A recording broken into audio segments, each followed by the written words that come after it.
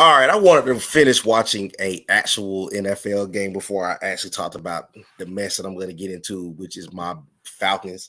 Y'all know typically I try to wait and do a show on the next day because if I'm at a home game, I don't like to do shows because I don't have a voice much. But this game was so pathetic, I had to get on and talk Falcons as soon as possible. Before I even dive into the game, I just really want to talk about this state of the Atlanta Falcons right now. They're 4-5.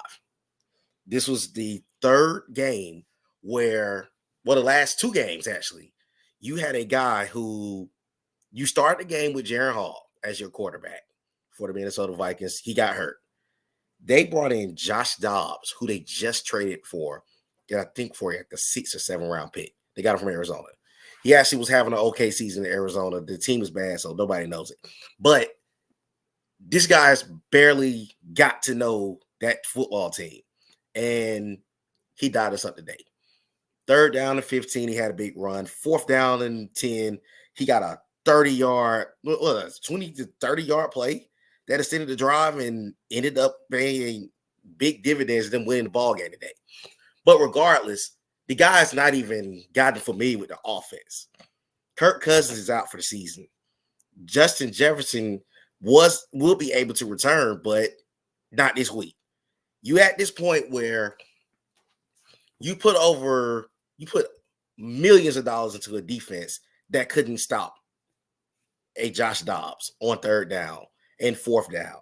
We had multiple missed tackles throughout the game. We had multiple. The game was so bad defensively where you had situations where the team was getting pressure. They was getting after the quarterback, not bringing him down. That's not coaching. That's players. That falls back on the GM. That falls back on coaching. That falls back on the players at this point. Yes, Grady's gone for the season, but they were still getting pressure. And then, unfortunately, your defense got you stops early on. You couldn't punch it in the end zone. The drive where Lorenzo Carter strips the ball and puts it to the 1-yard line, you run 3 of the goofiest play calls I've ever seen in my life. 1st down was a run. It got stuffed.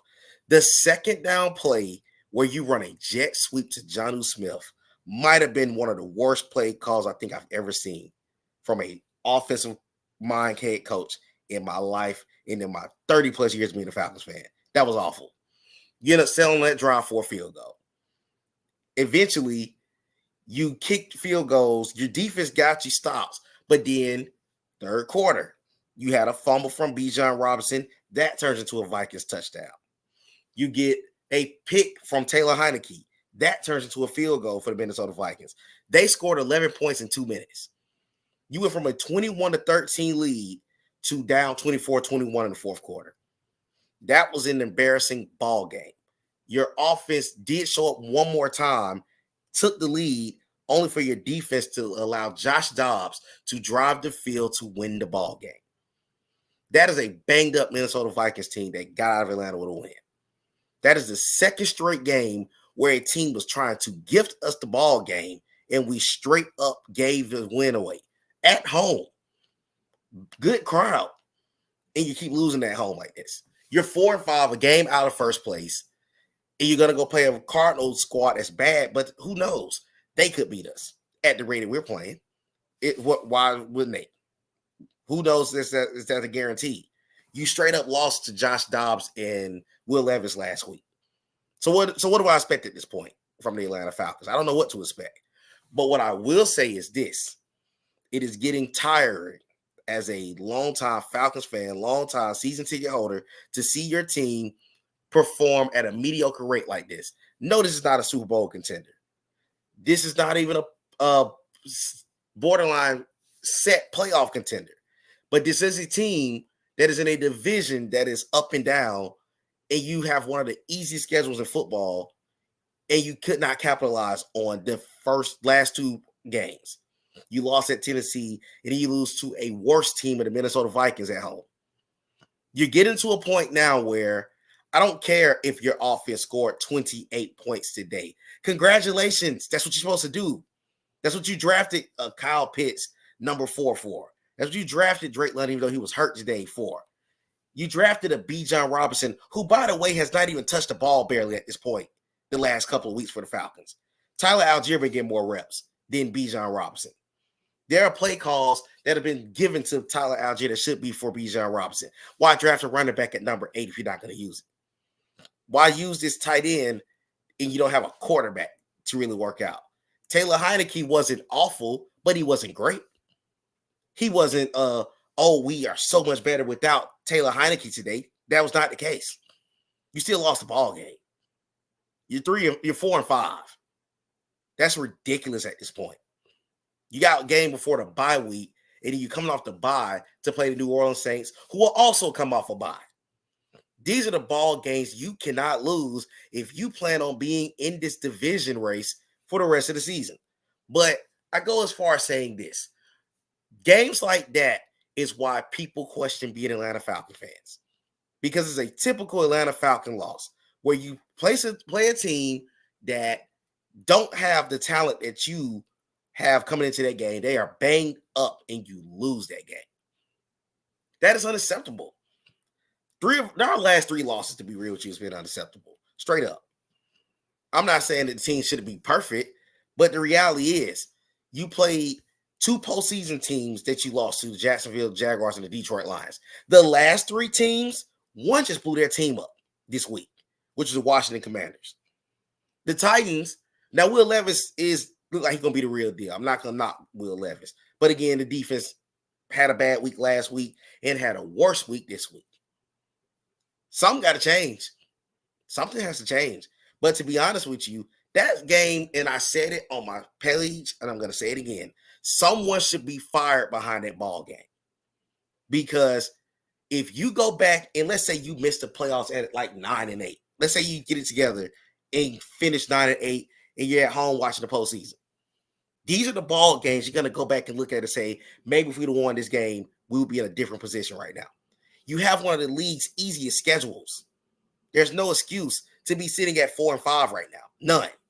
I don't care if you have certain injuries. You're good enough to win these ball games, especially at home. You've lost 2 dumb home games in the last 4 weeks. And now you go to Arizona. You should win the game. You should have won this game. But who knows? You never know what Falcon team will show up. They could let Clayton Tune go out there and put 202 touchdowns on them. That's just the way the season is going right now. But the reality is something has to change, and it has to change quick because this could be Arthur Smith firing behind this. To be honest with you, if it was me, I would fire him today. Because we have been begging for a solid offensive-minded head coach. We got it. But straight up, let's be real. The Falcons have cracked 30 points 5 times in the Arthur Smith era. 5 times. That's it. You're barely scoring over 24. And this is a guy who's supposed to be offensive-minded. We drafted the tight end, the highest position in the NFL history at number 4. We drafted a wide receiver at number 8 who don't even have a consistent quarterback. He went from Marcus Mariota to Desmond Ridder to Taylor Heineke. That's been his 3 quarterbacks since he's been a Falcon.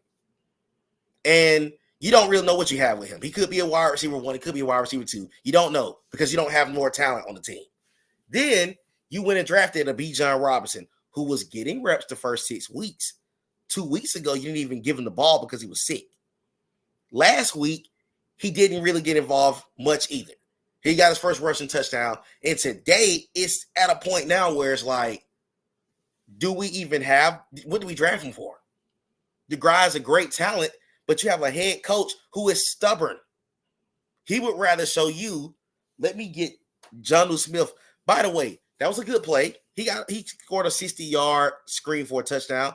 Why wasn't that for Kyle Pitts? Kyle Pitts is the better player, but you are insisting on, I got to feed my Jonnu Smith. I got to feed, this issue last year with Marcus Mariota. I got to make sure that my Titans thrive. Sir, You're trying to win a ball game as an NFL head coach. Who cares about that? He's trying to show the fans, I picked up John Smith for a 7, and I'm going to go ahead, I'm going to get him involved on the goal line. That could have went to Kyle Pitts. That could have went to Bijan Robinson. Why are you neglecting using the guys that you're drafting at this point? If you're the Falcons, that's stupid. But it starts at the top. Everybody at the top on down should be blamed for where we are at right now. It goes from Arthur Blank, because you're condoning this foolishness for the 3rd season. It goes to Terry Fontenot. Are you going to lose your job behind this?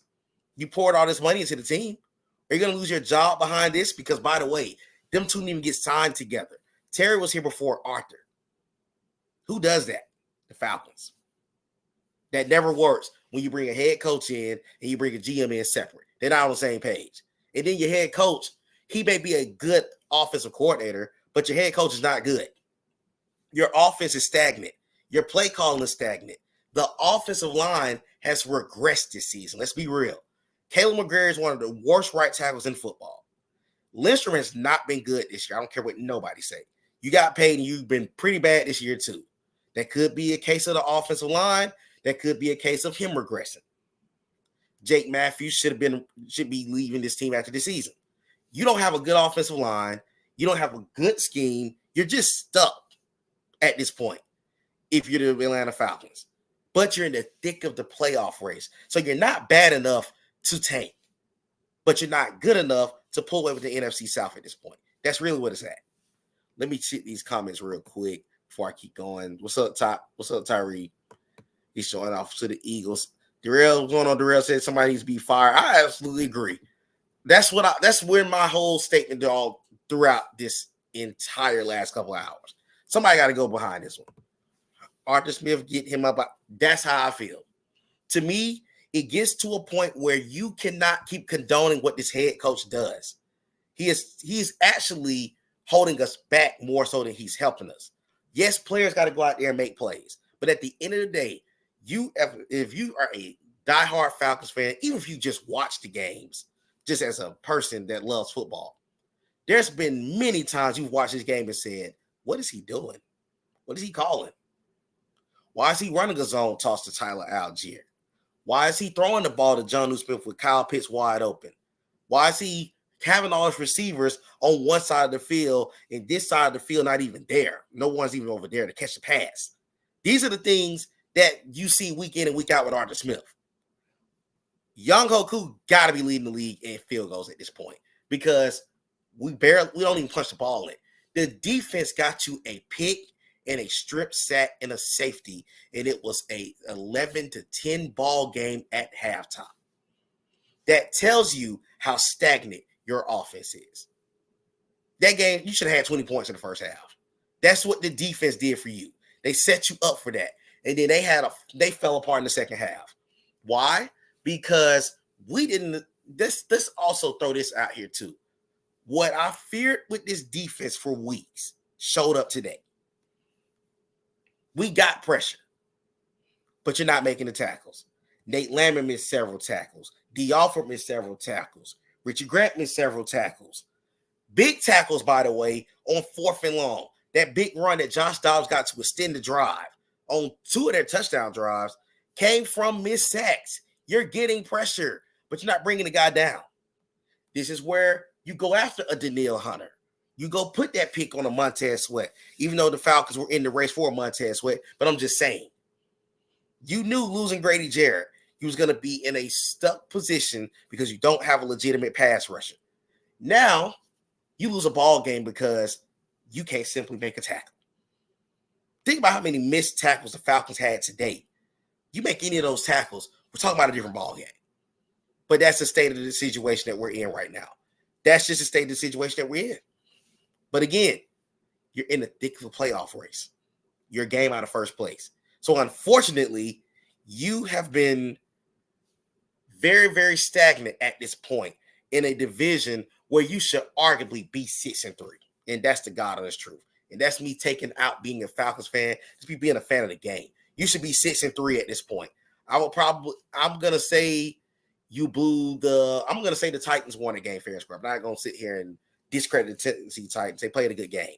But those last 2 home games, you were giving ball games and you blew it just at that point where you're at. Let me hear some more of these comments. Tell me what's going on, bro. He said, fire the head coach. He's not making it off the plane without being gone from the GM. That's really what you have to start looking into. Something has to change, and something got to change quick. Because if you find a way to go 7-10 again, what does that to say? You poured all this money into free agency to get better talent on a team that's not getting over the hump. Let's be honest. New Orleans is 5-4 and leading the division, but they're not that talented. They're having the same issues that the Atlanta Falcons are having. But guess what? They are winning. They won their ball games. That's not been the case for us. We're losing games where a good football team finishes the win. A good football team don't let a Josh Dobbs, who don't even know the playbook in Minnesota, come off the bench and just dive up like he's Cam Newton. A good team don't let a Will Levis cook them week in and up and down that field last week. D-Hop went absolutely bonkers on the Falcons secondary and didn't do anything at Pittsburgh. That's just the state of the situation for the Atlanta Falcons. The Commanders came up in here. They were 2-3. Ritter had a crazy turnover day himself. They won that game and got to 500. They just got their first win since that game against the bad New England Patriots. But this is the situation that you would put yourself into if you're the Atlanta Falcons. Next comment, hey, Kate, what's going on, Katie? He said, excluding Petrino, Artis Smith has been the least successful head coach hire in the past 20 years. Every other coach saw the play. That is the most accurate statement that anybody can put out here. If we want to go down this list, let's be real. Starting back in the 90s, Dan Reese took the Falcons to the Super Bowl in year 2. Jim Moore had the Falcons in the NFC Championship game year number 1. Mike Smith had us in the postseason year 1. Dan Quinn had us in the Super Bowl year 2. Think about all that, what I just said. Your last 4 head coaches, the Falcons touched the playoffs by their second or third season. Arthur Smith is in year number 3. What is his game plan? Where are we at this point? Nobody knows. You're stuck without a quarterback. You don't really know what your situation is going to be offensively or defensively going forward. You're just stuck. That's an unfortunate situation that the Falcons are in. And guess what? You are in a division where everybody is somewhat either transitioning to a rebuild or they're already in a rebuild. But yet you poured all this money into this team this offseason, and we have the same record that we have when we had Marcus Mariota running the show with less talent and $60 million in cap hits last season. That is unacceptable as a Falcons fan, and that is unacceptable for this organization. At this point, it's time to start rolling some heads and looking at what's going on straight up. That's where you're at right now if you're the Falcons. This is bad. This is embarrassing. And at this point, if this team don't get it together, we're going to be looking for another head coach this offseason with a new scheme and trying to figure out a new way to get this thing back on track. But at this point, it's a reality check that needs to happen in this organization. It needs to start from that head coach and on down. Because right now, your head coach and your QB situation is going to screw this team long term. You're seeing it happen already. And guess what? As a fan, you should expect better from this football team. And I'll put it to you like this. Everybody likes to talk about Atlanta Falcon fans are fair weather. First of all, you can't be a fair weather Atlanta Falcons fan. But on the flip side, who gets sick of seeing bad football week in and week out? I took my little brothers to the game today. I still have season tickets. I've had them for years. Who wants to go to the game week in and week out, and see bad football? We've won 4 games this year. None was no more than about 3 points. Youngho kicked 3 game-winning field goals this season. The first game was 24-10. That was against a bad Panther team. But the other 3, you kicked a game. You had Youngho kick 3 game-winning field goals. Just think about that. But you're an offensive-minded head coach, Arthur Smith. That's unacceptable. It's unacceptable at this point. And anyone that's cool with that mediocrity, you have fun with that. But you should want better for your football team at this state of the game. Not when you put that much money into these players that you think is going to put your team in position to make the playoffs. That's the truth of the situation for the Falcons. And at this point, there are some people that's like, well, why are you screaming fire the head coach? Where do you put the blame at? It starts with the head coach. When you don't have a scheme that you don't see succeeding week in and week out, where does the blame go? It goes to the head coach. This is the guy coaching these players. This is the guy calling some of these play calls. You're going to waste 3 solid talents that you picked in the draft in the first round because you want to get former Titan players going. You have Scotty Miller who don't get the ball thrown at him. You traded for Van Jefferson who barely gets the ball thrown at him. Matt Hollins is hurt. Drake London is hurt. But guess what? This falls back on the fact that you did not address certain issues in the offseason. What are you doing now? You say, I'm going to feed Jonnu Smith. Put Bijan Robinson in positions to thrive. He don't get in that position. Tyler Algier had a good drive at the end of the game. But guess what?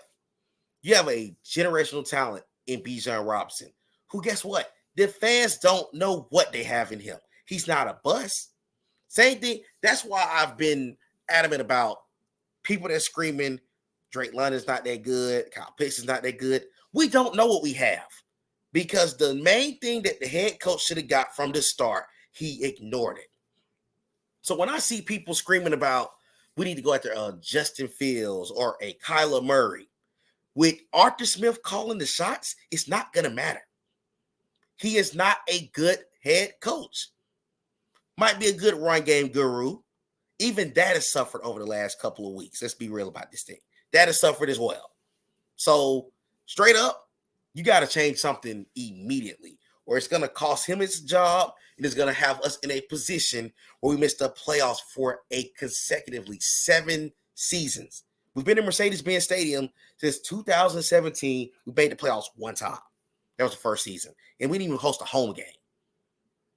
But you expect to have 70,000 people inside Mercedes-Benz Stadium rooting on the Falcons when they're getting this inconsistent play calling, inconsistent gamesmanship, inconsistency from their team that they're putting money into every single week. It's ridiculous. Let me hit this next comment. Kyrie said, it's not our default to DC to do his job properly. It's both of them. Let's be honest about this thing. Yes, the defensive coordinator had a bad day today, but let's call it spade for a spade. If you get the ball at its 1 yard line, that's on the head coach. I mean, that's on the defensive coordinator. No. I'm not saying that the defense didn't have a bad game. Yes, they did. But there was also points in this game where you could have pulled away. Your defense gave you stops early on. Then it got to the second half and fell apart. That's exactly what happened. And guess what? We scored 28 points a day. I'm looking at it from a long-term perspective. That's the first time we've scored more than 24 all season. Well, 25 in the Green Bay game. I care nothing about that. But the guys start blaming the guys up front. You got to start blaming. In that D-line, let's go ahead and call it for what it is. That was bad today. That was one of the worst losses I think I've seen us have in a couple of years because you're getting pressure on the quarterback. You're letting them run free. You're getting the 3rd and 15. You get Nate Lamont or Caden Ellis to get after the quarterback, and you take off running. He is a first down with ease. The game-ending play, you sit here and give up another 15-yard run, it loses the ball game for you. That is ridiculous. Straight up, that is absolutely ridiculous. Let me see this comment real quick. That's football. Taylor was answering the defense of the guy with 2 days of practice, pick him apart. He's part of the blame, though. I can't sit here and discredit him from being to blame as well. Because for the first time, this has been the first time this season that I can say that the defensive coordinator had a bad game like that. He was bad today. I would not disagree with that. However, it is fault on both of them. There was mistakes on both sides of the ball. That's what I'm getting to. But you're still having this issue week in and week out at the situation. Taylor was decent today. I'm not saying that Taylor Heineke was bad. However, we did missed opportunities to go up by a double-digit margin early in that ball game. That's where the reality is of the situation. It was 11-10 at halftime. 11 to freaking 10. That is part of the problem with Arthur Smith as well. Now, the second half, that defense just completely fell apart. They absolutely fell apart. And it wasn't even a secondary thing for me. It was more so you find yourself in a situation where your line is not making tackles. That looked like a late Mike Smith era defense today. That was bad. That was so bad. Yeah, I'm not going to discredit him today. I'm not at all. He was definitely a part of the issue today. That's what my point is as well. But reality is you're 4-5. You're 4-5. The schedule is still somewhat manageable, but I don't want to sit here and scream, we're going to win this game. We're going to win that game. I'm not doing that.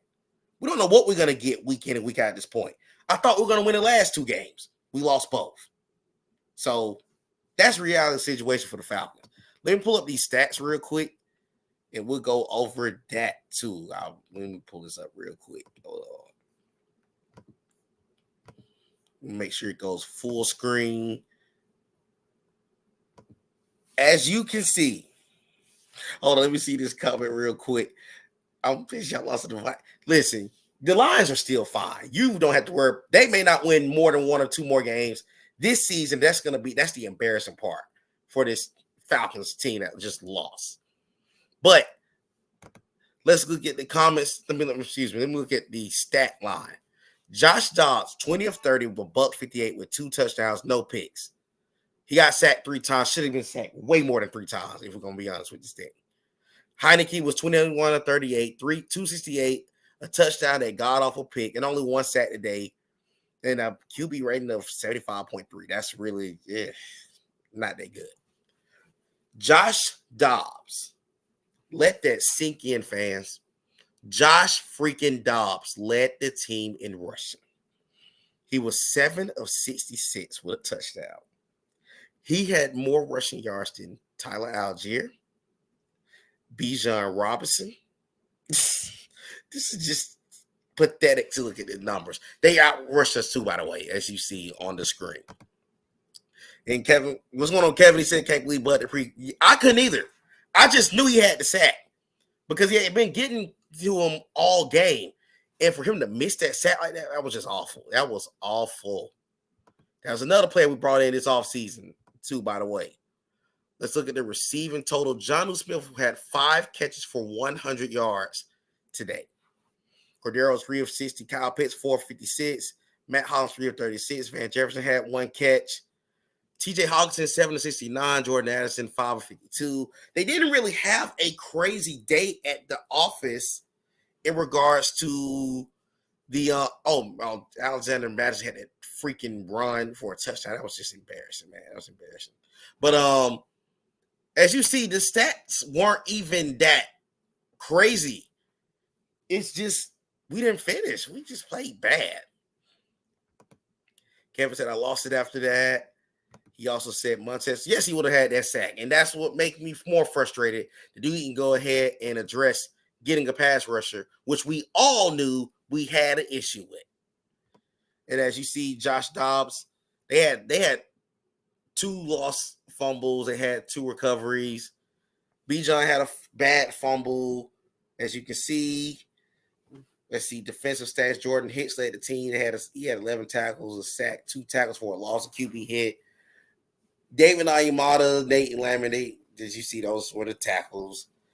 Calais Campbell got a safety in this game. He got a sack. Ebiketie got a strip sack. As you see, the stats was just kind of simple.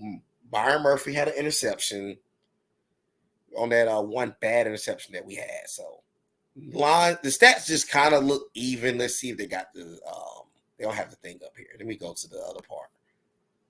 I'm trying to find the home attendance. I have to show that home attendance on here every week too. I don't think this is right here. Hold on, let me go back. No, it is. There it goes. 69-715. Good home crowd once again for them to lose. So this is what it is at this point. And let me hit this comment real quick. Is Arthur Smith coaching seat even hotter than ever now? What you think? I think it is. I think it is. Yes, the defensive coordinator in the defense didn't have a good game in that second half. However, you are in a situation where your team is stagnant. You have too many stagnant moments throughout this season and throughout this ball game where the offense is straight up lethargic. You're going 3 and out. Your play calling is atrocious. So I think he is on the hot seat. And I think these next couple of games are going to determine the factor of the team in the season. Because I said it again, if this team don't have a winning record, I think he's gone. So, yes, I think the seat is hot for him. They may not be saying it right now, but let's be honest. You came in 2021. This is your third season. If you don't crack a winning record, I think at this point, you got to start considering giving them the boot. You got to. Because there has been no game plan that has been established for this team long-term for the Falcons. That's really where I'm at with it, with this team. And he said, I think next game has his job on the line. He should be Arizona. Now, if he finds a way, if this Falcon team loses to the Cardinals and goes to the bye week 4 and 6, we might be seeing him getting fired. That's the truth. And it's not just about this game. But if you be 4 and 6 going into the bye week, you're going to get fired. I'm sorry. You cannot find yourself losing to a 1-win Cardinal team. You can't. But that's really where I'm at with it with this team. Embarrassing loss if you were at the game for Falcons fans. I'm sure everybody's embarrassed in general with this team and with this loss. But Falcons fall to 4 and 5. Next week, we're on the road at Arizona. That game is going to be at 4 o'clock. So don't be looking for the Falcons to be on TV at 1. We're going to be on TV at 4 in Arizona. That's the last game before the bye week. But until next time, this has been a All-In with Nate Falcon show. I will be back on here at some point. As you can see, I'm very irritated with that game. I probably got in maybe an hour ago because, of course, you know, it's tough. It's a lot getting up out of there after the game. I'll never leave on time no more to come do these. So, good win for the Minnesota Vikings. That's a good Josh Dobbs story. But Falcons fall to 4 and 5. Hopefully, we pull it together next week. But until next week, this has been an All-In with Nate Falcon edition. And I'm checking out of here. And have a great rest of the week. And I'll be back next week to talk about the Arizona Cardinals. Hopefully, we'll win.